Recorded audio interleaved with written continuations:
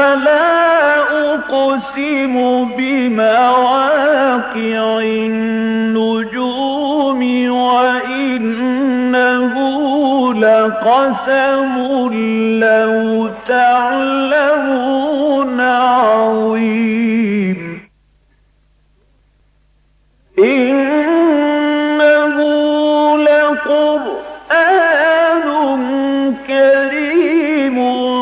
في كتاب مكنون لا يمسه إلا المطهرون تنزيل من رب العالمين.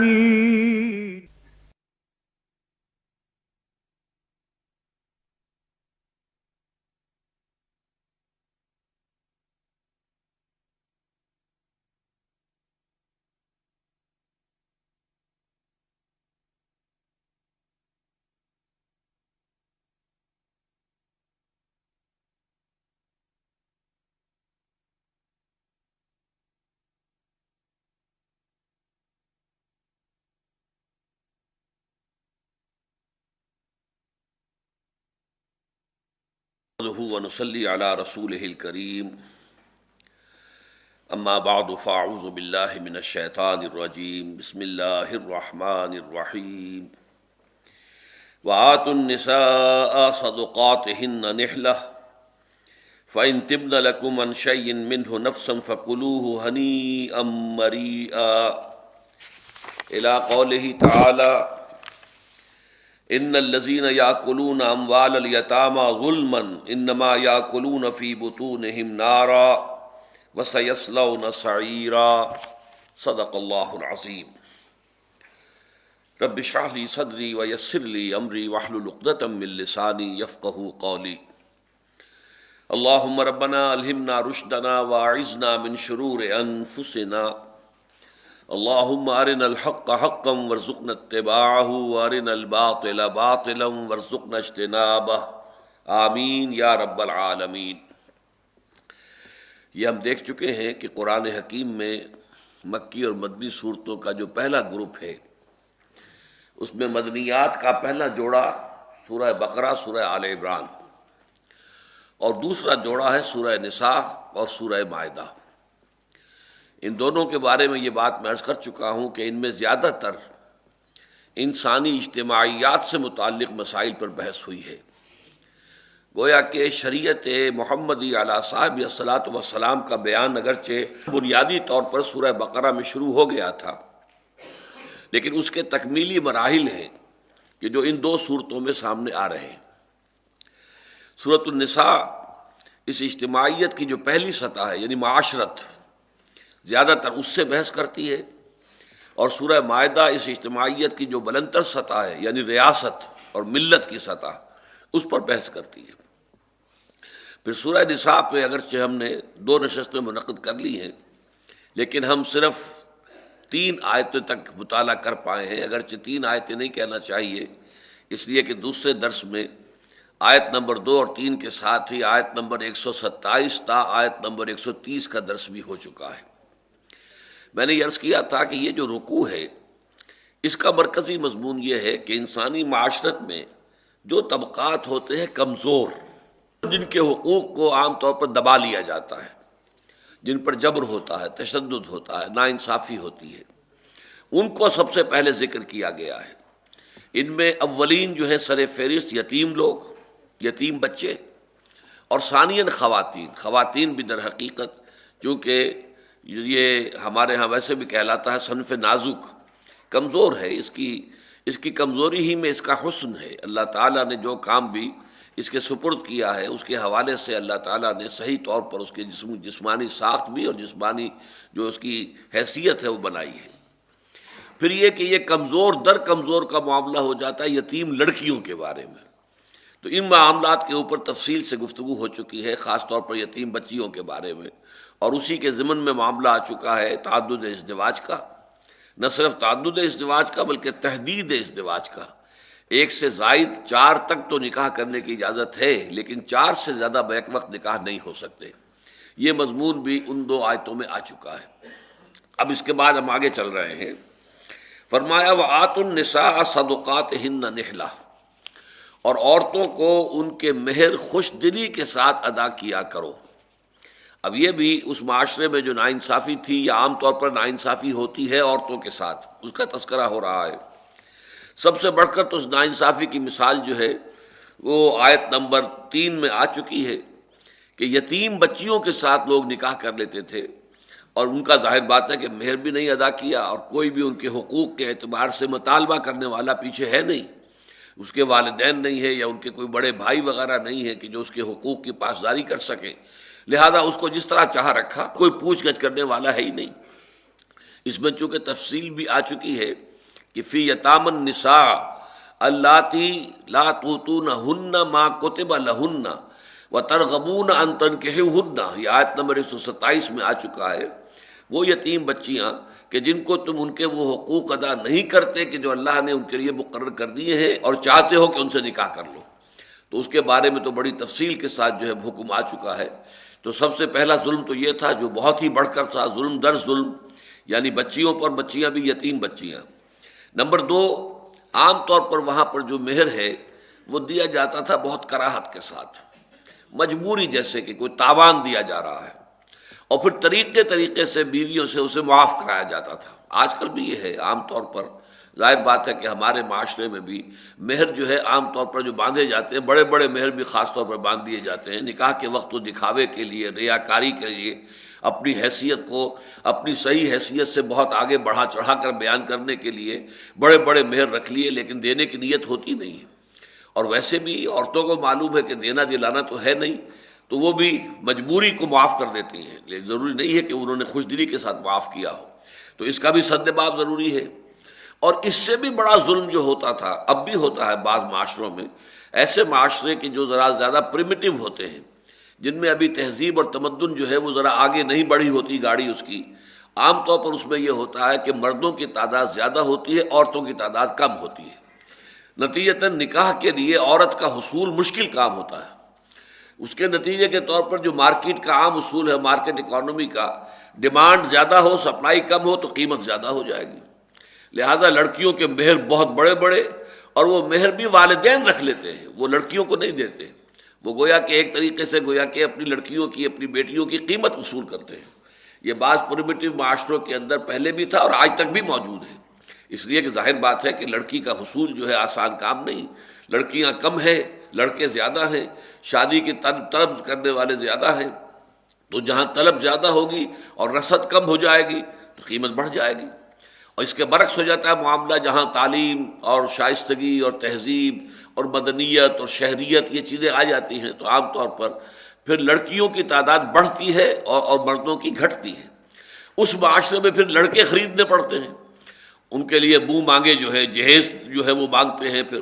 ان کوٹھی چاہیے، گاڑی چاہیے، امریکہ بھیج دیجیے ان کو تعلیم کے لیے، یہ ساری چیزیں جو ہیں وہ اپنی لڑکیوں کے لیے گویا کہ داماد خریدنا پڑتے ہیں اس معاشرے کے اندر۔ تو یہ معاملہ خاص طور پر عرب میں اس وقت جو تھا وہ اسی شکل میں تھا کہ لڑکیوں کی قیمت بہت لیتے تھے، اور آج بھی عرب کے اندر یہ بات موجود ہے، عرب کے بدوؤں کے اندر موجود ہے۔ ہمارے بھی جو پختون علاقے ہیں ان میں سے بعض علاقوں میں یہ بری رسم آج تک موجود ہے۔ شادی کرنا جو ہے عام آدمی کے لیے ممکن نہیں ہوتا، بڑی بھاری رقم ادا کرنی پڑتی ہے، اور وہ رقم جو ہے وہ والدین اپنے پاس رکھتے ہیں۔ ان تینوں چیزوں کے نفی جو ہے اس ایک جملے میں ہے، وَآتُوا النِّسَاءَ صَدُقَاتِهِنَّ نِحْلَةً، عورتوں کو ان کے مہر ادا کیا کرو خوش دلی کے ساتھ، تاوان سمجھ کر نہیں، یہ نہیں کہ یہ کوئی بوجھ ہے، بلکہ صدقات اصل میں کہتے کس کو، اس کو سمجھ لیجئے، یہ صدقات ہے، ایک لفظ صدقہ، خیرات، صدقہ، صدقہ خیرات، اس کی جمع صدقات دال کے زبر کے ساتھ آئے گی۔ یہ ہے صدقہ، دال پر پیش ہے، یہ صدقہ اور صداق یہ دو الفاظ ہیں، ان کی جمع ہے صدقات۔ وَآتُوا النِّسَاءَ صَدُقَاتِهِنَّ نِحْلَةً، اور یہ اصل میں مہر کہتے ہیں، مادہ ایک ہی ہے، صدق، سچائی۔ جیسے کہ کوئی شخص اگر اللہ کے نام پر خیرات کرتا ہے تو وہ گویا کہ اپنے ایمان کی صداقت کا ثبوت دیتا ہے کہ اللہ کی محبت میں، اللہ کی رضا جوئی کے لیے، اللہ سے اجر طلب کرتے ہوئے وہ اپنا مال کسی کو دے رہا ہے، یہ بھی اس کے ایمان کی سچائی کی علامت ہے۔ اسی طرح جو صداق ہے یا صدقہ ہے، جو مہر ہے، وہ بھی در حقیقت ایک شخص کے حسن طلب اور صدق طلب کی علامت ہے۔ یعنی یوں سمجھیے کہ اگرچہ شادی ضرورت ہے لڑکے کی بھی لڑکی کی بھی، یہ تو مشترک ضرورت ہے، مرد کو بھی ضرورت ہے شادی کی، عورت کو بھی ضرورت ہے شادی کی۔ مرد کی زندگی نامکمل ہے عورت کے بغیر، عورت کی زندگی نامکمل ہے مرد کے بغیر، یہ تو در حقیقت اللہ کا بنایا ہوا نظام ہے۔ تو اس اعتبار سے تو اصولاً دونوں ایک دوسرے کے طالب ہیں، لیکن معاشرت کے اندر اس بات کو بطور علامت مقرر کر دیا گیا کہ لڑکا طالب شمار کیا جائے اور لڑکی مطلوب شمار کی جائے، لہذا طالب کو کچھ نہ کچھ دینا ہوتا ہے، وہ کچھ دیتا ہے، یہ کوئی قیمت نہیں ہے، معاذ اللہ، ظاہر بات ہے کہ یہ قیمت نہیں ہے، بلکہ تھوڑے مہر بھی ہو سکتے ہیں، زیادہ بھی ہو سکتے ہیں، حسب حیثیت ہے معاملہ۔ یہاں تک بھی مہر جو ہے باندھے گئے ہیں کہ کسی صحابی نے نکاح کرنا چاہا، ان کے پاس کچھ بھی نہیں تھا، تو اگر لڑکی اس پر رضامند ہو گئی کہ ٹھیک ہے مجھے اتنا قرآن تم پڑھا دینا، بس ٹھیک ہے میرا مہر ہو جائے گا، یہ بھی ہوا ہے، مہر طے ہوا ہے۔ تو اس طریقے سے مہر علامت ہے در حقیقت کہ یہ طالب ہے، اور اس کے صدق کے طلب کی علامت یہ کہ وہ مہر ادا کرے۔ تو ظاہر بات ہے کہ اس کے لیے پھر ضرورت ہے اس بات کی کہ مہر جو ہے وہ خوش دلی کے ساتھ ادا کیے جائے، اور کسی جبر سے، کسی دھونس سے، یا کسی بالواسطہ انداز میں دباؤ ڈال کر، پریشرائز کر کے اسے معاف کرایا جائے تو یہ معاف کرانا اللہ تعالیٰ کے ہاں یہ منظور نہیں ہوگا، یہ گویا کہ اس کا غصب شمار ہوگا کہ انہوں نے غصب کیا ہے، وہ غاصب ہیں حقوق کے، عورت کے حق کے، وہ مہر جو ہے ادا کیا جانا چاہیے۔ البتہ یہ کہ ہاں آگے فرما دیا فَإِن تِبْنَ لَكُمْ عَنْ شَيْءٍ مِّنْهُ نَفْسًا، پھر اگر وہ طیب نفس سے، اپنی رضا اور رغبت سے اس میں سے کچھ چھوڑ دیں تمہیں، یا معاف کر دیں، یا اگر لے لیا تھا تو واپس کر دیں، لیکن ہو وہ خوش طبعی کے ساتھ، اپنی دلی آمادگی کے ساتھ، یہ نہ ہو کہ زبردستی ہو، جبر براہ راست بھی ہو سکتا ہے، جبر بالواسطہ بھی ہو سکتا ہے، جبر ظاہری بھی ہو سکتا ہے اور جبر باطنی بھی ہو سکتا ہے، غیر مرئی بھی ہو سکتا ہے، مرئی بھی ہو سکتا ہے، ہر طرح کے جبر کے بغیر نفسد، ایک تو تابہ کا لفظ آیا فَإِن تِبْنَ، اگر وہ اپنی رضا و رغبت کے ساتھ لکم چھوڑ دیں تمہارے لیے اس میں سے عن شیئن کچھ بھی، تھوڑا بہت حصہ چھوڑ دیں، پورا نہیں تو آدھا معاف کر دیا، چوتھائی معاف کر دیا، یا کچھ اور اس میں سے دے دیا، اور یہ جو ہے اس کی اپنی مرضی سے ہو، برضا و رغبت ہو، کوئی اس میں دباؤ نہ ہو، نفسن یہ ان کے اپنے جی کے مطابق ہو، فَكُلُوهُ ہنیًا مَرِیًّا، تو اس کو کھاؤ تم ہنیًا مَرِیًّا، رچتا پچتا، وہ تمہارے لیے باعث فرحت بھی ہو اور باعث قوت بھی ہو۔ یہ ہنیًا مَرِیًّا جو ہے یہ ہمارے ہاں محاورے کے طور پر الفاظ آ گئے ہیں، دونوں یہ اس میں صفت ہے فعیل کے وزن پر، ہنیئن راس آنے والی شے، بہت ہی کہ جو موافق ہو جائے مزاج کے، جس کو ہم کہتے ہیں رچتا پچتا تم کھاؤ، اللہ تعالیٰ تمہیں مبارک کرے اور تمہارے لیے وہ موجب فرحت بھی ہو اور موجب تقویت بھی ہو۔ اگلی آیت وَلَا تُؤْتُوا السُّفَهَاءَ أَمْوَالَكُمُ الَّتِي جَعَلَ لَكُمْ قِيَامًا وَارْزُقُوهُمْ فِيهَا وَاكْسُوهُمْ وَقُولُوا لَهُمْ قَوْلًا مَّعْرُوفًا، اور مت دیا کرو، حوالے کیا کرو نا سمجھوں کو اپنے مال، جن کو کہ اللہ نے بنا دیا ہے تمہارے لیے کا سبب، بقا کا ذریعہ۔ صفی کہتے ہیں ناسمجھ، اگر کوئی بچہ نابالغ ہے، ناسمجھ ہے، اس سے دولت کی قدر و قیمت کا علم نہیں ہے، اگر باپ جو ہے ایسے وقت میں فوت ہو گیا ہے اور بہت کچھ مال چھوڑ گیا ہے کہ بچے میں ابھی وہ سمجھ نہیں ہے، تو کیا ہوگا؟ کوئی خوش آمدی قسم کے، آوارہ قسم کے دوست اس کے ارد گرد آ جائیں گے، اور پھر گلچھرے ہوں گے، بدماشیاں ہوں گی اور دولت اڑا دی جائے گی۔ لہذا اس کے سد باپ کے لیے یہ ہے، دنیا میں بھی یہ رواج رہا ہے، مجھے معلوم نہیں آج کل پاکستان میں ہے یا نہیں ہے، لیکن یہ کہ برٹش دور میں کورٹ آف وارڈ بن جایا کرتا تھا۔ کوئی اگر ایسا وارث ہو گیا ہے، کوئی بڑا زمیندار ہے، بڑی جاگیر چھوڑ کر باپ مر گیا ہے اور بیٹا ناسمجھ ہے، یا یہ کہ آوارہ ہے، کردار کے اعتبار سے اس کی صورت اطمینان بخش نہیں ہے، اور اندیشہ یہ ہے کہ وہ اس ساری جاگیر اور اس ساری جائیداد برباد کر دے گا، تو حکومت اسے اپنے قبضے میں لے لیتی تھی، کورٹ آف وارڈ، اور اس پر ایک مینیجر مقرر کر دیا جاتا تھا، اور اس کے لیے اس میں سے ایک ماہانہ وظیفہ جو ہے تنخواہ کے طور پر وہ تو ملتا رہتا تھا، لیکن باقی سب اس کے حساب میں جمع ہوتا رہتا تھا، مال اسی کا رہتا تھا وہ، لیکن اس کا انتظام حکومت کرتی تھی، اور وہ مال جمع ہوتا تھا، اس میں سے صرف ضرورت کے مطابق جو ہے اس کو دیا جاتا تھا۔ یہ کورٹ آف وارڈ ہوتا تھا، لیکن یہ کہ یہاں ہے یا نہیں میرے علم میں نہیں ہے اس وقت۔ لو یہاں پر اصل میں اس کا حوالہ دیا جا رہا ہے کہ مال کے بارے میں کہا گیا ہے وہ مال اموالکم، پہلی بات تو یہ ہے کہ اپنے مال نہ دیا کرو، بڑا لطیف نکتہ ہے اس میں اسے آپ کہہ سکتے ہیں کہ یہ کمیونٹی فیلنگ، کہ فرض کیجئے ایک شخص کے پاس کچھ دولت ہے، اس کے پاس کچھ دولت ہے، کچھ اس کے پاس ہے، کسی کے پاس کم ہے، کوئی بالکل محروم ہے، لیکن بحیثیت مجموعی یا کمیونٹی کی ملکیت ہے، یہ صرف اس فرد کی ملکیت نہیں ہے، اس کے لیے بہبود جو ہے پوری کمیونٹی کی بہبود اس کے ساتھ وابستہ ہونی چاہیے۔ تو گویا کہ یہ تمہارے اجتماعی طور پر مال ہیں، ٹھیک ہے، ان میں سے کوئی کسی کے حوالے ہے، کتنا اس کے حوالے ہے، کتنا اس کی پوزیشن میں ہے، کتنا اس کی ملکیت میں ہے، علیحدہ علیحدہ ہے، لیکن تم سب مل کر ایک کمیونٹی بنتے ہو، اور اس کمیونٹی کا گویا کہ وہ اجتماعی مال ہے، لہذا اس کے بارے میں کمیونٹی کو سوچنے کا حق حاصل ہے۔ اس لیے کہ اگر کوئی ایک ان میں سے شخص جو ہے اپنی دولت اڑا رہا ہے تو در حقیقت وہ صرف اپنا نقصان نہیں کر رہا بلکہ کمیونٹی کا نقصان کر رہا ہے، وہ ایک اجتماعی نقصان ہے جو کر رہا ہے۔ اس لیے فرمایا لا تؤتوا السفہاء اموالکم، حالانکہ وہ مال انہی کا ہے، لیکن ان کا مال ہونا ایک اعتبار سے در حقیقت پوری کمیونٹی کی ملکیت بھی ہے۔ التی جعل اللہ لکم قیاما، اس مال کو اللہ تعالیٰ نے تمہارے لیے ذریعہ بقا بنایا ہے۔ اب یہاں پر دیکھیے کہ عام طور پر تو قرآن مجید میں مال جو ہے اس کی ہمیشہ مذمت ہوتی ہے۔ حب مال جو ہے وہ انسان کو گمراہ کرنے کا سب سے بڑا ذریعہ ہے، سب سے بڑی تباہی جو انسان پر آتی ہے اخلاقی اعتبار سے، دینی اعتبار سے، وہ حب مال۔ اور حب مال در حقیقت کیا ہے؟ سمبل ہے حب دنیا کا۔ فیصلہ کن بات تو یہی ہے کہ آیا آپ دنیا کے طالب ہیں یا آخرت کے طالب ہیں؟ دنیا کے طالب ہیں تو مال محبوب ترین ہوگا، آخرت کے طالب ہیں تو مال کو آپ خرچ کریں گے اللہ کی راہ میں زیادہ سے زیادہ آخرت کی بھلائی کمانے کے لیے۔ تو زمین و آسمان کا فرق جو ہے در حقیقت اسی سے واقع ہوتا ہے۔ تو عام طور پر مال کی مذمت آئی ہے چونکہ اس کی طرف انسان کے دل میں جو رغبت بے انتہا موجود ہے، پہلے ہی طلب موجود ہے بے انتہا۔ فرمایا گیا ہے کہ لوگوں کے لیے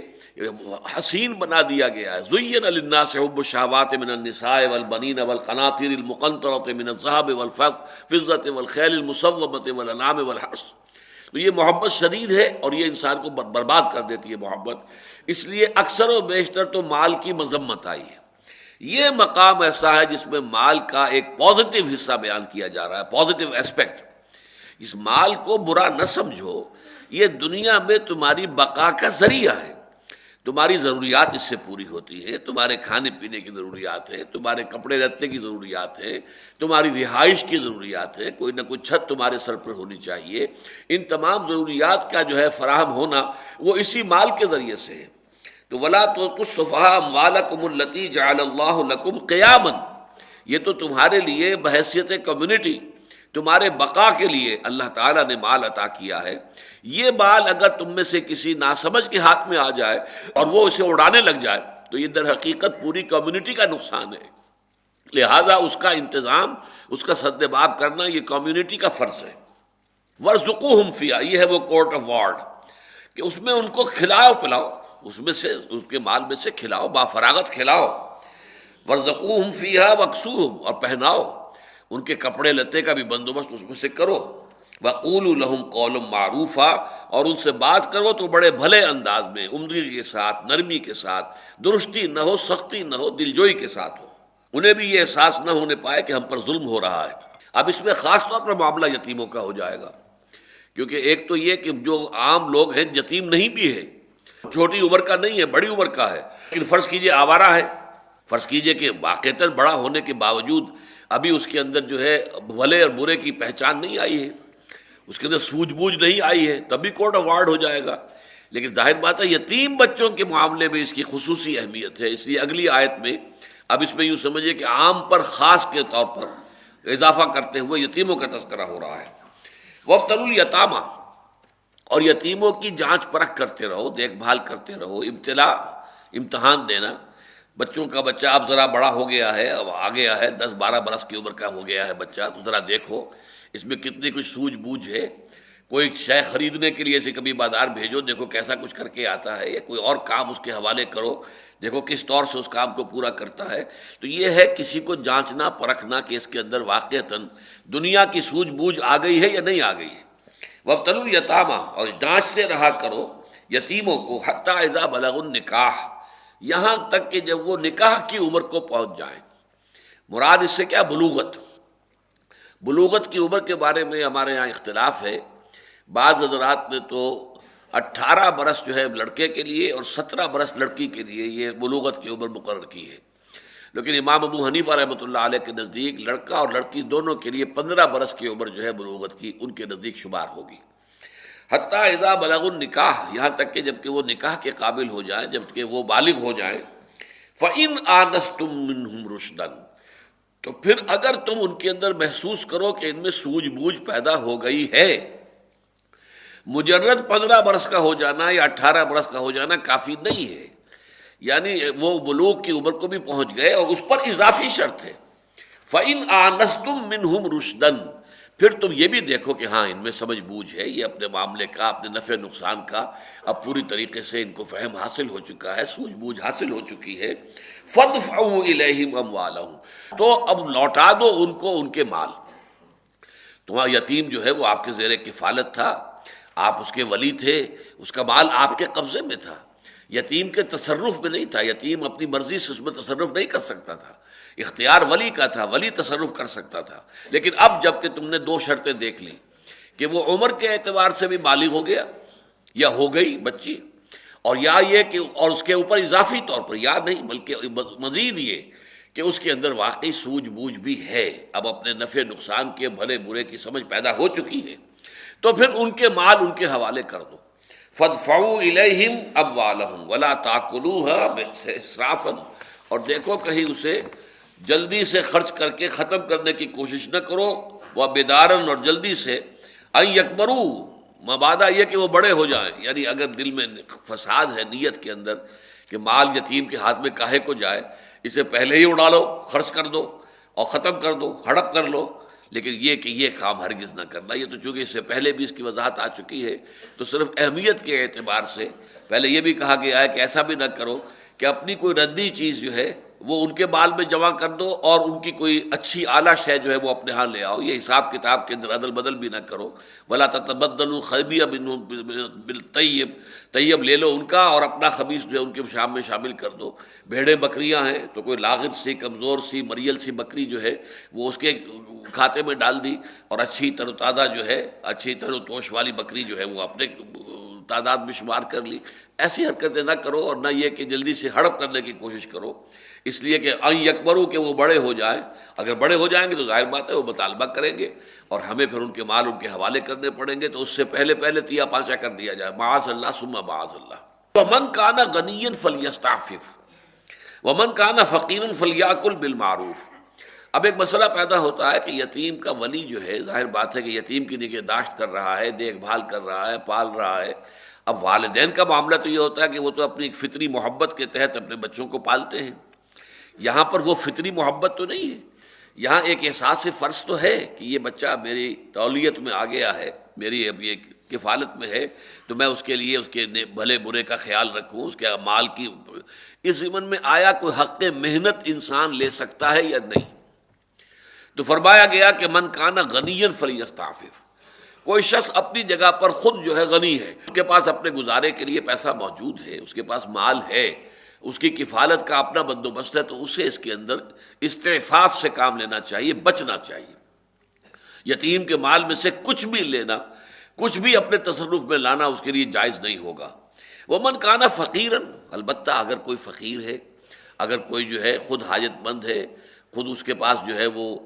اپنے گزارے کے لیے بھی وقت بھی موجود ہے، اب ظاہر بات ہے کہ وہ یہی وقت صرف کرتا تو وہ کچھ کمائی کرتا،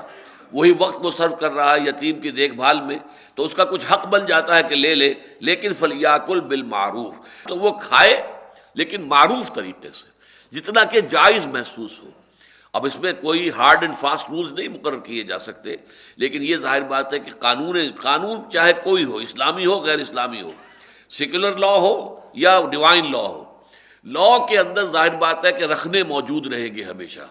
قانون کو ایکسپلائٹ کیا جا سکتا ہے، مرد کو حق دیا گیا طلاق دینے کا، بلا وجہ بغیر کسی سبب کے طلاق دے دے، اللہ کے ہاں سخت پکڑ ہو جائے گی۔ ہاں اگرچہ اختیار تو تھا، جواز تھا، لیکن یہ کہ اللہ تعالیٰ کے ہاں پکڑ ہو جائے گی کہ تم نے کسی کو، اللہ کی بندی کو طلاق دی، کس وجہ سے دی، کیا سبب تھا؟ کوئی سبب اگر واقعی تھا تو ٹھیک ہے، تمہیں حق حاصل ہے، اور نہیں تو خام خواہ اس کی زندگی کے اندر جو ہے اتنا بڑا حادثہ، عورت کی زندگی میں تو یہ حادثہ ہے، بہت بڑا حادثہ ہے۔ اس حوالے سے قانون اپنی جگہ ہے، لیکن قانون کو کھیل بنا لینا اور قانون کو جو ہے موم کی ناک بنا کر جدھر چاہنا اپنی مرضی، اپنے مفاد، اپنی مصلحت کے مطابق موڑ دینا، یہ در حقیقت اللہ کو بہت ناپسند ہے۔ تو معروف طریقے پر، بھلے طریقے پر، جس کو عام فطرت انسانی بھی مانے کہ ہاں اس حد تک کھانا جو ہے اور حصہ اس سے فائدہ اٹھا لینا یتیم کے مال سے وہ جائز ہے، تو اس کے مطابق وہ اس میں سے استعمال کر سکتے ہیں۔ فَإِذَا دَفَعْتُمْ إِلَيْهِمْ أَمْوَالَهُمْ، اور جب تم ان کو حوالے کرو ان کے مال، فَأَشْهِدُوا عَلَيْهِمْ، تو پھر ان پر گواہ بنا لیا کرو۔ یہ قرآن مجید میں جو لین دین کے معاملات ہیں ان میں جس طریقے سے کہ ہم سورہ بقرہ میں طویل ترین آیت جو آئی، آیت الدین، قرآن مجید کی طویل ترین آیت، کہ جب بھی کوئی اذا تداینتم بدین الی اجل مسلم فاکتبوہ، اگر کوئی ایسا معاملہ ہو رہا ہے، مستقبل کی خرید و فروخت کا معاملہ ہو رہا ہے، ادھار کی خرید و فروخت کا معاملہ ہو رہا ہے، تو اسے لکھو۔ یہ لکھنا فرض ہے، واجب ہے، اور نہ صرف لکھو بلکہ اس پر دو تم میں سے جو مرد اگر ہیں تو دو، اور اگر ایک مرد ہے تو دو ساتھ عورتیں، یہ گواہ ہونے ان کے اوپر لازم ہے، گواہی بھی ہو اور لکھت پڑھت بھی ہو۔ تو یہاں بھی فرمایا گیا کہ ان کو جب مال ان کے حوالے کرو تو پھر گواہ اس کے اوپر کر لو۔ فَإِذَا دَفَعْتُمْ إِلَيْهِمْ أَمْوَالَهُمْ فَاشْهَدُوا عَلَيْهِمْ وَكَفَىٰ بِاللَّهِ حَسِيبًا، باقی اللہ تعالیٰ کافی ہے حساب لینے کے لیے۔ یعنی یہ بھی ہو سکتا ہے کہ آدمی قانون کی پوری خانہ پوری کر دے لیکن بیچ میں ڈنڈی مار گیا ہو، بیچ میں کوئی اس نے خباثت کی ہو، کوئی غلط کام کیا ہو، کوئی ظلم کیا ہو، کوئی ہڑپ کیا ہو، یہ عین ممکن ہے، اگرچہ قانون کے کھاتے پورے ہیں، گواہیاں بھی پوری دے دی گئی ہیں، یہ سب کچھ ہو گیا ہے اور بڑے ڈنکے کی چوٹ معاملہ کیا گیا ہے، بظاہر ابو ڈاؤٹ ہے، لیکن یہ کہ اندر خانے ہو سکتا ہے کہ کوئی چال بازی ہو۔ تو اگر یہ بات ہے تو اللہ کافی ہے حساب لینے کے لیے۔ یہ معاملہ صرف دنیا کا تو ہے نہیں، معاملہ تو اصل میں کیا ہے کہ اصل زندگی تو آخرت کی زندگی ہے، اور وہاں جا کر وہ سارے لینے کے دینے پڑ جائیں گے۔ للرجال نصیب مما ترک الوالدان والاقربون وللنساء نصیب مما ترک الوالدان والاقربون مما قل منه او کثر نصیبا مفروضا۔ یہ بڑی عظیم آیت ہے قرآن مجید کی، اور اس کا اگلا رکوع جو ہے سورہ نساء کا پورا اس آیت ہی کی شرح پر ہے۔ یہ گویا کہ اس کا مقدمہ ہے، بہت اہم دیباچہ ہے۔ فرمایا مردوں کے لیے بھی للرجال نصیب، حصہ ہے اس میں سے، مما ترک الوالدان، اس میں سے جو ترکہ چھوڑا ہو، جو وراثت چھوڑی ہو والدین نے، ماں باپ نے، والاقربون، اور بہت قرابت دار والوں نے، اقرب جو بہت قریب والے ہیں، وللنساء نصیب، اسی طرح عورتوں کے لیے بھی حصہ ہے، مما ترک الوالدان والاقربون، اس میں سے کہ جو ترکہ چھوڑا ہو، جو وراثت چھوڑی ہو والدین نے، ماں باپ نے یا قرابت داروں نے۔ اس میں جو زور ہے، ایمفیسس ہے، وہ در حقیقت نساء پر ہے، اس لیے کہ اس معاشرے میں اس کے اعتبار سے یہ بڑی انقلابی اصلاح تھی۔ عورت تو سرے سے حقدار تھی ہی نہیں۔ ویسے تو ان کے ہاں ظلم پر ظلم یہ تھا کہ نہ صرف یہ کہ عورتیں تو گویا کہ ایک یعنی وہ تو جنس ہی خارج ہے،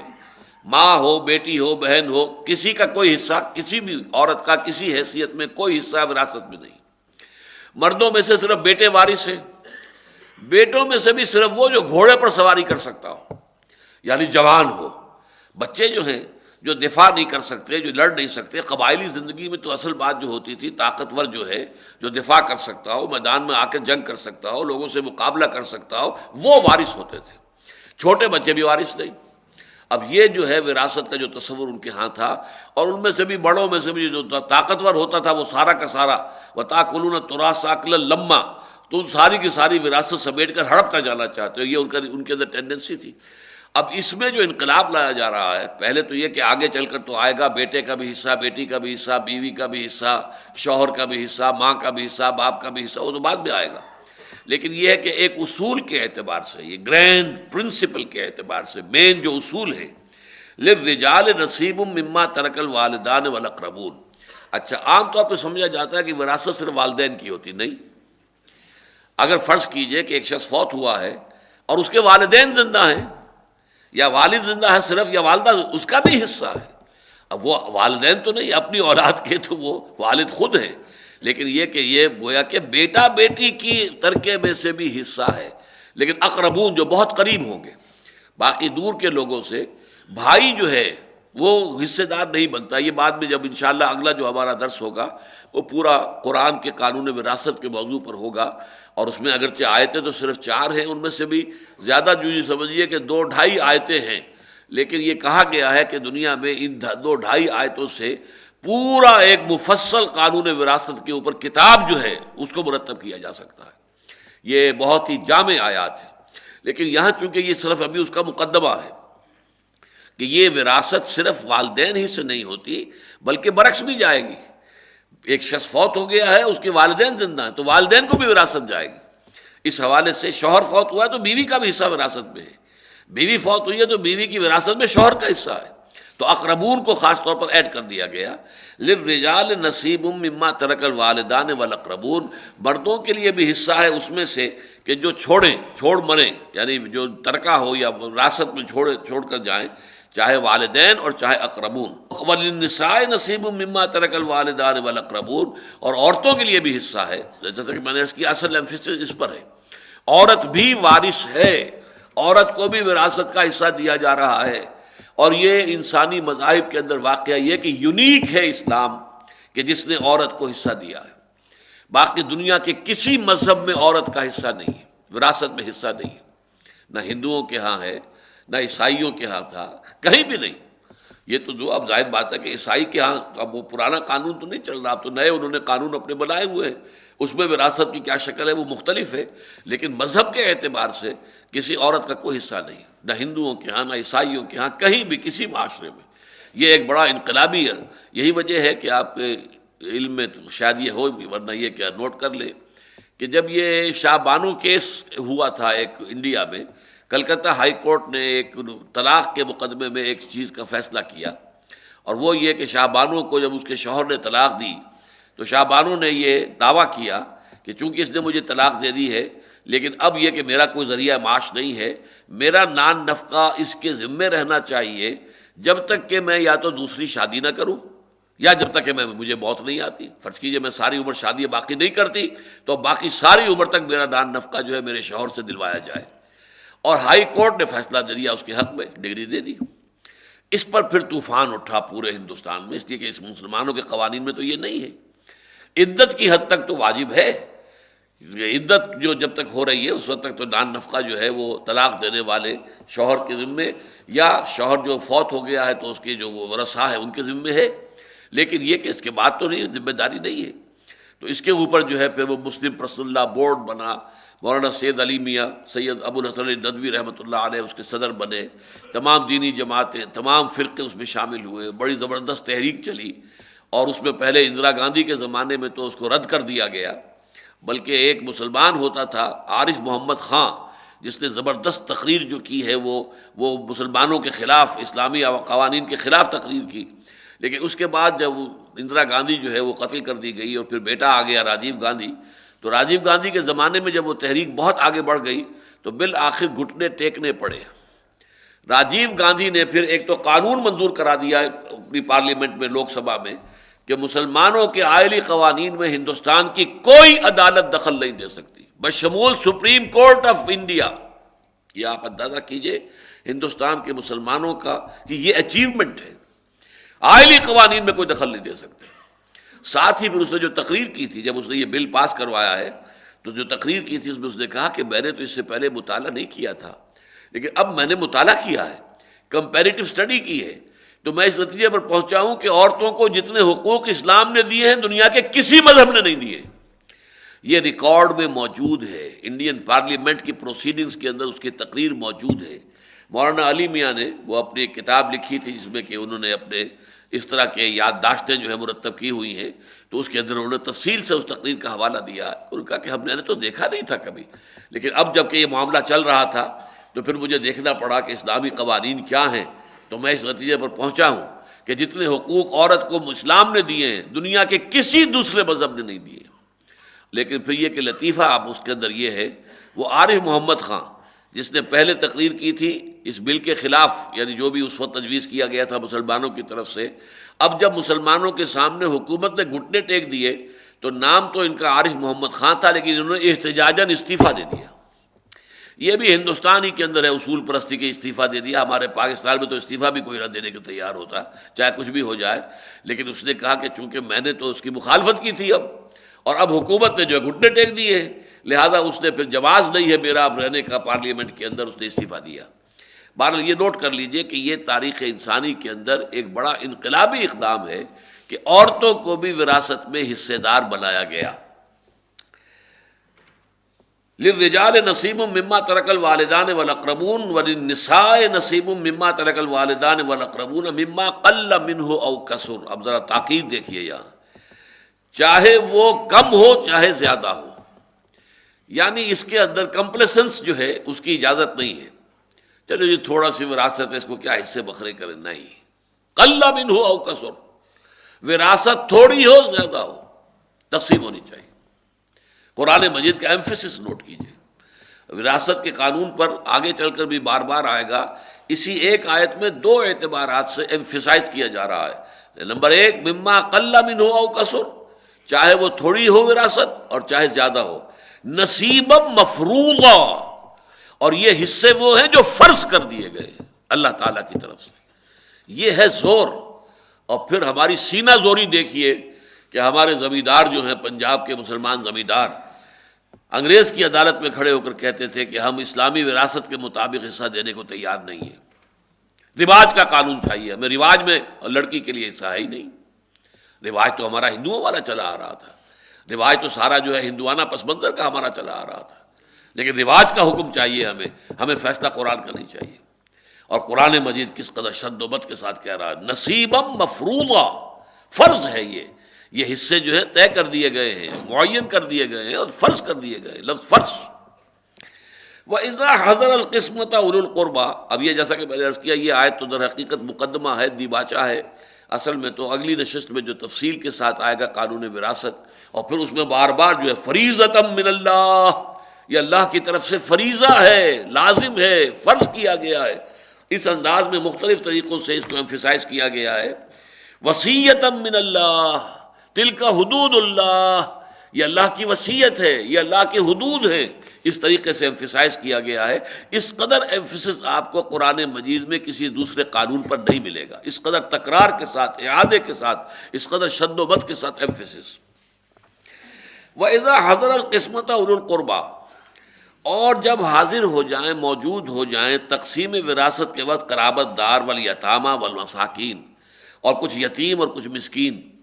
اب ظاہر بات ہے کہیں فوتیدگی ہو گئی ہے، اس کے بعد اس کا مال جو ہے تقسیم ہو رہا ہے، ادھر ادھر بھنک پڑ گئی ہے، کوئی غربا آ کے کھڑے ہو گئے، دیکھیں کچھ صرف تماش بین کی حیثیت سے آئے ہیں، کچھ ظاہر بات ہے دل میں لالچ کا بھی اندازہ ہوتا ہے کہ شاید ہمیں بھی کچھ، اور گل پھینکے اوروں کی طرف بلکہ ثمر بھی، اے خاص اور انداز چمن کچھ تو ادھر بھی، شاید کچھ ہمیں بھی مل جائے. تو اس کے بارے میں اب یہ حکم دیا جائے اس معاشرے کی عام سطح جو تھی اس کے اعتبار سے. وَإِذَا حَضَرَ الْقِسْمَةَ أُولُو الْقُرْبَى، قرابت دار بھی ہو سکتے ہیں، دور کے ہو سکتے ہیں. اب یہ میں بعد میں اصل میں تو اگلے درس میں آئے گا کہ اسلام میں اصل وارث جو ہیں وہ صرف 4 ہیں. اصل وارث ایک وہ جسے جڑ کہتے ہیں، والدین، یہ اوپر ہو گئے. ایک فرع، شاخیں، اولاد یعنی بیٹا اور بیٹی. ایک شوہر اور بیوی، شوہر کی وارث بیوی ہے، بیوی کا وارث شوہر ہے. بھائی بہن اصل وارث نہیں ہے، یہ اولو القربہ میں سے آئیں گے. اگر کسی شخص کے اس پہلے دائرے میں کوئی نہیں ہے، کوئی شخص فوت ہوا ہے، نہ اس کے والدین زندہ ہیں، نہ اس کا کوئی بیٹا بیٹی ہے، نہ اس کی بیوی، نہ اس کا شوہر، تو پھر یہ بہن بھائیوں میں جائے گی بات. وہ سیکنڈ سرکل ہے. پہلے سرکل میں اگر کوئی موجود ہے تو پھر نہیں جائے گا. یہ نوٹ کر لیجیے اس بات کو. تو اولو القربہ قرابت دار، کچھ قرابت دار لوگ بھی آ گئے، بھائی بھی. اب بھائی تو اپنے آپ کو بہت قریب سمجھے گا نا. ظاہر بات ہے کہ خاص طور پہ اس قبائلی معاشرے میں بھائی جو ہے، یوم یفر المرء من اخیہ، سب سے پہلے جو ذکر ہوا ہے وہ بھائی کا ہوا ہے. وہ دن جس دن کے انسان بھاگے گا اپنے بھائی سے، گویا کہ سب سے زیادہ جو رشتہ مضبوط ترین ہوتا ہے وہ بھائی کا ہے. اور قبائلی معاشرے میں ایسا ہوتا تھا، آج نہیں رہا ہمارے ہاں، اس لیے کہ آج قبائلی معاشرے میں اپنی حفاظت خود کرنی پڑتی تھی. آج آپ کو پولیس فوج یہ وہ سارا معاشرے کا ایک نظام ہے، اس کی طرف سے کوئی ایک سسٹم ہے جس کے اندر آپ کو ایک حفاظت حاصل ہے، لہذا وہ اہمیت نہیں رہی بھائی چارے کی اور وہ اہمیت نہیں رہی قبائلی زندگی کی. لیکن وہاں قبائلی زندگی میں تو جس کے پاس بازو ہیں بس وہی اصل میں باعزت ہے، وہی اپنی عزت کی حفاظت کر سکتا ہے. بازو نہیں ہے، کسی کے ہاں اولاد نہیں ہے تو وہ بیچارہ جو ہے وہ تو گویا کہ مسکین ہے، اس کی کوئی مدافعت کرنے والا اس کی طرف سے کوئی ہے ہی نہیں. وَإِذَا حَضَرَ الْقِسْمَةَ أُولُو الْقُرْبَى وَالْيَتَامَى وَالْمَسَاكِينَ، اور اگر حاضر ہو جائیں، موجود ہو جائیں، آ جائیں اس تقسیم وراثت کے وقت کوئی قرابت دار، کوئی یتیم اور کوئی مسکین، فَارْزُقُوهُم مِّنْهُ، تو انہیں بھی کچھ دو دلا دو. یہ ان کا حصہ تو نہیں ہے لیکن ظاہر بات ہے کہ وہ دے دلا دیا جائے. اس میں پھر یہ فقہا کا کہنا یہ ہے کہ وہ پورے مجموعے میں سے نہیں نکالا جائے گا، بلکہ جب حصہ تقسیم ہو جائے گا تو اپنے حصوں میں سے کوئی شخص دے سکتا ہے. مطلب یہ کہ میں بھی حصے دار ہوں، میرے بڑے بھائی ہیں، چھوٹے بھائی ہیں، ہم سب حصے دار ہیں. اگر تو مشترک مال میں سے دیا جائے گا تو سب کی طرف سے دیا گیا، سب کے حصے میں سے گیا. اور اس میں سے ہو سکتا ہے کسی کی دلی خواہش ہو، کسی کی نہ ہو، اور یہ کام جبریہ کرنے والا ہے نہیں، فرض ہے نہیں. لہٰذا یہ در حقیقت تقسیم کے بعد اپنے اپنے حصوں میں سے کچھ نہ کچھ دے دو اپنے قرابت داروں کو، عزیزوں کو، رشتہ داروں کو، اگر وہ موجود ہیں. اور اس موجودگی میں جو ایک سائیکولوجیکل اور نفسیاتی سی ایک کیفیت پیدا ہو جاتی ہے، پھر فقراء ہے، غریب ہے، مساکین ہیں، تو ان کو کچھ دے دو. لیکن وہ دینا ہوگا مشترک میں سے نہیں بلکہ منقسم جو تقسیم ہو چکا ہو اس کے بعد. تو فَارْزُقُوهُم مِّنْهُ وَقُولُوا لَهُمْ قَوْلًا مَّعْرُوفًا، اور ان سے بات کرو بڑے بھلے انداز میں. یہ نہیں تم کون ہو جی، تم کہاں سے آ گئے، تمہاری کیا حیثیت ہے، تمہارا کوئی حصہ نہیں ہے، آ گئے خام خواہ کو منہ اٹھا کر.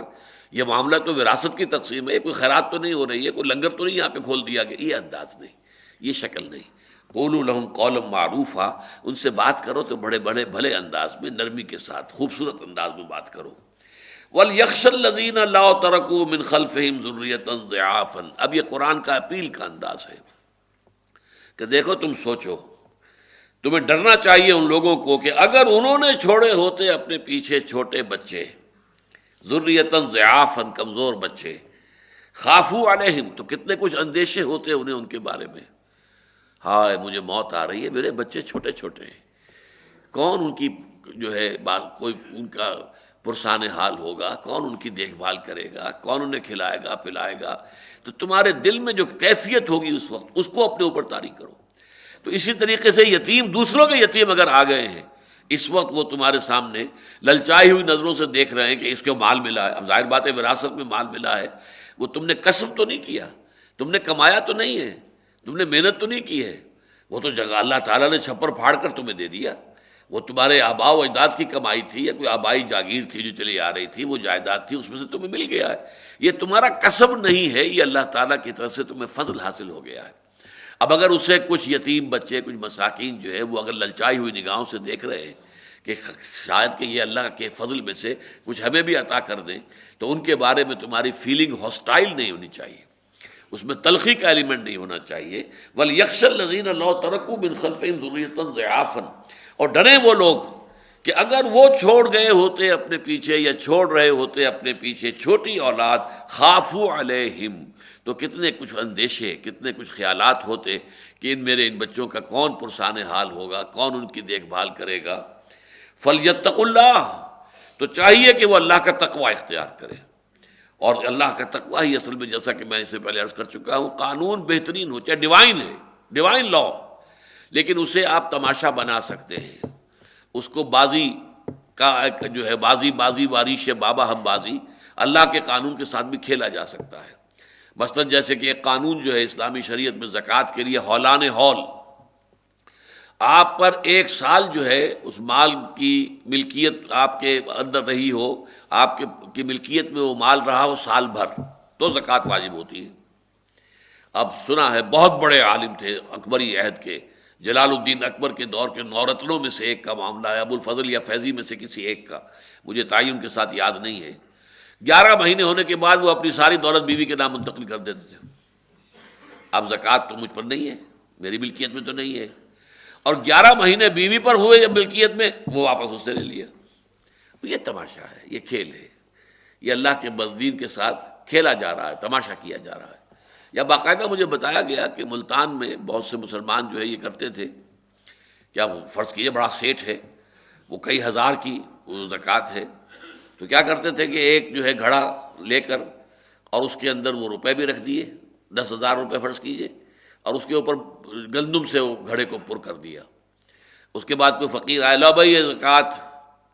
یہ جو ہے یہ گندم لینی ہے زکوٰۃ میں، کہ ہاں جی ٹھیک ہے میں لے لیتا ہوں۔ اچھا کہاں لے کے جاؤ گے؟ اس کے پیسے لے لو، کتنے لیتے؟ 10 روپے لیتے ہو اس کے؟ کہ ہاں جی 10 روپے دے دیں۔ وہ 10 روپے میں واپس دے لیا، وہ 10,000 بھی اس 10 روپے کے اندر آ گئے۔ اب ایسے ایسے دھوکے، ایسے، اور یہ واقعہ لوگوں نے بتایا کہ بالفعل ایسا ہوتا تھا۔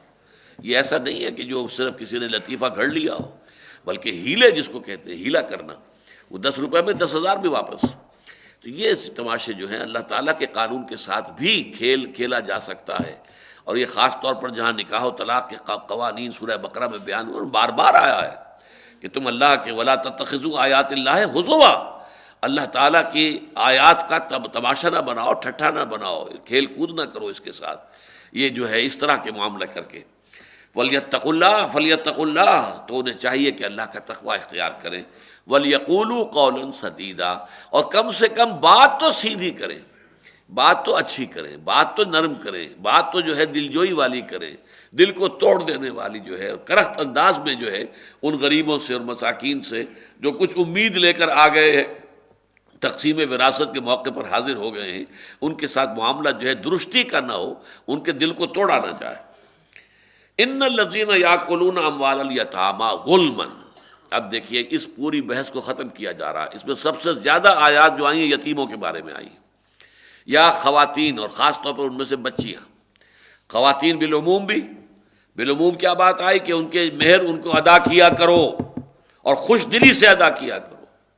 یہ نہیں کہ اس کو تاوان سمجھ کر ادا کرو۔ پھر یہ کہ اگر ایک سے زائد شادی کرنی ہے تو عدل کرنا ہے، ہاں پھر اس کی وضاحت کر دی گئی ہے آیات 127 تا 130 میں کہ عدل جو ہے ناپ تول کی چیزوں میں ہو سکتا ہے، اور اس میں دوسرے فیکٹرز بھی ہو سکتے ہیں کچھ کہ جن میں کمی بیشی کرنی پڑے، برابر ایگزیکٹ ہر معاملے میں ضروری نہیں ہے۔ خاص طور پر قلبی میلان اور رجحان جو ہے اس میں تو انسان کا اختیار ہی نہیں ہے، لہذا اس میں تم چاہو بھی تو عدل نہیں کر سکتے، اس کی لمیٹیشنز بیان کر دی۔ یتیموں کے بارے میں خاص طور پر اس رکوع کے اندر، بلکہ یہ کہ یہ پورا رکوع جو ہے اگر کہا جائے کہ یتیموں ہی کے بارے میں ہے تو اس میں کوئی مبالغے کی بات نہیں ہوگی، اس لیے کہ وہ نکاح کا جو قاعدہ آیا ہے وہ بھی یتام النساء کے حوالے سے آیا ہے، یتیم بچیوں کے حوالے سے آیا ہے، لہذا اب اس کو کلوز کیا جا رہا ہے اس پوری بحث کو۔ ان الذین یاکلون اموال الیتامی ظلما، بے شک وہ لوگ جو یتیموں کا مال ہڑپ کرتے ہیں، کھا جاتے ہیں ظلم کے ساتھ، ناانصافی کے ساتھ۔ اس میں کیوں اضافہ کیا ظلمن؟ اس لیے کہ کچھ تھوڑا سا کھانے کی اجازت تو شریعت نے دے دی ہے۔ اگر ولی جو ہے غریب ہے اور وہ خود فقیر ہے تو وہ اس میں سے کچھ کھا سکتا ہے، اپنا جو ہے کچھ حق محنت وصول کر سکتا ہے، لیکن وہ بھی معروف، وہ بھی واقعتاً کسی حساب کتاب میں آنے والی بات ہو، یہ نہیں کہ وہ پورا مال ہڑپ کر جائے اسی میں کہ میں نے محنت کی ہے، نہیں، اس کو کسی ایک معقول طریقے سے اور معروف انداز میں کچھ کھانے کا حق حاصل ہے، لہٰذا اس کے استثناء کی وجہ سے ظلمن کا اضافہ کر دیا گیا۔ جو لوگ بھی ظالمانہ طریقے پر ناحق طور پر یتیم کا مال ہڑپ کرتے ہیں، انما یاکلون فی بطونہم نارا، حقیقت میں وہ اپنے پیٹوں میں بھر رہے ہیں آگ، اگرچہ یہ آگ نظر نہیں آ رہی۔ اس میں مفسرین نے بڑی بحثیں کی ہیں کہ قیامت کے دن اصل میں ان افعال اور اعمال کی اصل حقیقت ظاہر ہو جائے گی۔ اس وقت جو صورتحال ہے وہ شوگر کوٹڈ ہے، انگارہ ہے، انگارے کے اوپر کوئی ایسی کوٹنگ دے رکھی ہے کہ جو انسولیٹ کر رہی ہے اسے آپ ہڑپ کر جائیں، اسے منہ میں رکھیں، اسے آپ نگل جائیں تو اس کا آگ کا اثر ظاہر نہیں ہوگا، لیکن کچھ دیر کے بعد تو وہ کوٹنگ اوپر کی پگھلے گی تو اندر سے جو انگارہ نکلے گا وہ آپ کی آنکھ کو جلا دے گا۔ اسی طریقے سے جو مال ہڑپ کر رہے ہیں یتیموں کے، چاہے نظر نہیں آ رہا ہے کہ یہ انگارہ ہے، کچھ بھی نہیں، کھا رہے ہیں اور کچھ کوئی تکلیف نہیں ہو رہی، پیٹ میں مروڑ تک نہیں اٹھ رہا، زبان پر چھالا تک نہیں آ رہا، کچھ نہیں ہو رہا، لیکن حقیقت میں یہ آگ ہے۔ چنانچہ آتا بھی ہے کہ حضور کو جو مشاہدات کرائے گئے جو شب معراج میں، تو آپ نے دیکھا بعض لوگوں کو کہ کچھ وہ لوگ ہیں کہ جن کے پیٹوں کے اندر سے، منہ سے، ناک سے آگ کی لپٹ نکل رہی ہے، تو پوچھا حضور نے کہ یہ کون لوگ ہیں؟ تو ان کو بتایا گیا کہ یہ وہ لوگ ہیں جنہوں نے یتیموں کا مال ہڑپ کیا تھا، ان کے پیٹوں میں وہ آگ بھڑک رہی ہے، وہ انگارے جو ہیں وہ سلگ رہے ہیں، اور اسی کے اثرات جو ہیں یہ ان کے سانس کے ساتھ اور ان کے منہ سے یہ چیزیں نکل رہی ہیں۔ تو یہ آگ ہے در حقیقت کہ جو وہ اپنے پیٹوں میں بھرتے ہیں. وَسَيَصْلَوْنَ سَعِيرًا، اور یہاں تو پھر یہ کہ ایک تو اندرونی آگ ہوگی جہنم کی کے اندر جو ڈالے جائیں گے، تو ایک تو اپنے پیٹوں کے اندر حرام یتیموں کا مال کھایا ہوا وہ آگ وہ دہک رہی ہوگی اندر. وَسَيَصْلَوْنَ سَعِيرًا، اور خود وہ داخل ہوں گے خارجی طور پر بھی اس آگ کے اندر، جہنم کی آگ کے اندر. تو یہ گویا کہ آگ دو طرفہ ہو جائے گی ان کے لیے. ظلمات بعضها فوق بعض، نار علی نار، نار کے اوپر نار. ایک نار خارجی ہوگی آگ کی جہنم کی، اور ایک آگ ان کے اپنے اندر بھڑک رہی ہوگی یتیموں کا جو ہڑپ کردہ مال ہے اس کے اعتبار سے. اللہ تعالیٰ اس سے ہمیں اپنی پناہ میں رکھے. بارک اللہ لی ولکم فی القرآن العظیم ونفعنی وإیاکم بالآیات والذکر الحکیم.